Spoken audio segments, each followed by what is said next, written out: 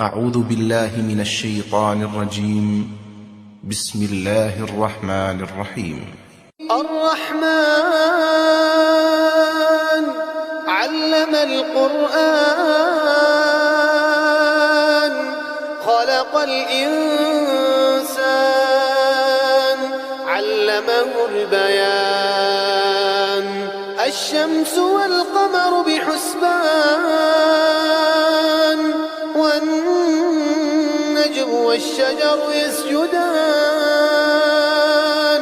والسماء رفعها ووضع الميزان ألا تطغوا في الميزان وأقيموا الوزن بالقسط ولا تخسروا الميزان والأرض وضعها للأنام فيها فاكهة والنخل ذات الأكمام والحب ذو العصف والريحان فبأي آلاء ربكما تكذبان خلق الإنسان من صلصال كالفخار وخلق الجان من مارج من نار فبأي آلاء ربكما تكذبان رب المشرقين ورب المغربين فبأي آلاء ربكما تكذبان مرج البحرين يلتقيان بينهما برزخ لا يبغيان فبأي آلاء ربكما تكذبان يخرج منهما اللؤلؤ والمرجان فبأي آلاء ربكما تكذبان وله الجوار المنشآت في البحر كالأعلام فبأي آلاء ربكما تكذبان كل من عليها فان ويبقى وجه ربك ذو الجلال والإكرام فبأي آلاء ربكما تكذبان يسأله من في السماوات والأرض كل يوم هو في شأن فبأي آلاء ربكما تكذبان سنفرغ لكم أيها الثقلان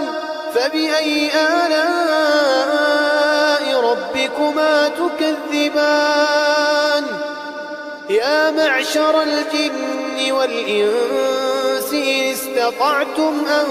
تنفذوا من أقطار السماوات والأرض فانفذوا لا تنفذون إلا بسلطان فبأي آلاء ربكما تكذبان يرسل عليكما شواظ من نار ونحاس فلا تنتصران فبأي آلاء ربكما تكذبان فإذا انشقت السماء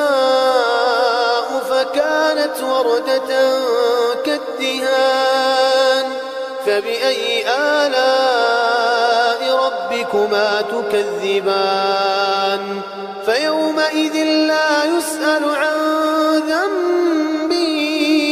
إنس ولا جان فبأي آلاء ربكما تكذبان يعرف المجرمون بسيماهم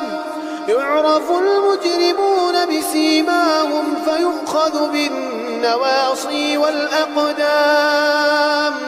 فبأي آلاء ربكما تكذبان هذه جهنم التي يكذب بها المجرمون يطوفون بينها وبين حميم آن فبأي آلاء ربكما تكذبان ولمن خاف مقام ربه جنتان فبأي آلاء ربكما تكذبان ذواتا أفنان فبأي آلاء ربكما تكذبان فيهما عينان تجريان فبأي آلاء ربكما تكذبان فيهما من كل فاكهة زوجان فبأي آلاء ربكما تكذبان متكئين على فرش بطائنها من استبرق وجنى الجنتين دان فبأي آلاء ربكما تكذبان فيهن قاصرات الطرف لم يطمثهن إنس قبلهم ولا جان فبأي آلاء ربكما تكذبان كأنهن الياقوت والمرجان فبأي آلاء ربكما تكذبان هل جزاء الإحسان إلا الإحسان فبأي آلاء ربكما تكذبان ومن دونهما جنتان فبأي آلاء ربكما تكذبان مدهامتان فبأي آلاء ربكما تكذبان فيهما عينان نضاختان فبأي آلاء ربكما تكذبان فيهما فاكهة ونخل ورمان فبأي آلاء ربكما تكذبان فيهن خيرات حسان فبأي آلاء ربكما تكذبان حور مقصورات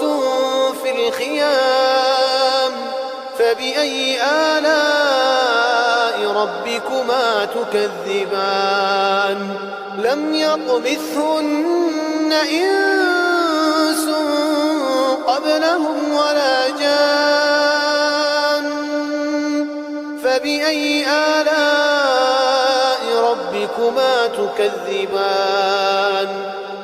متكئين على رفرف خضر وعبقري حسان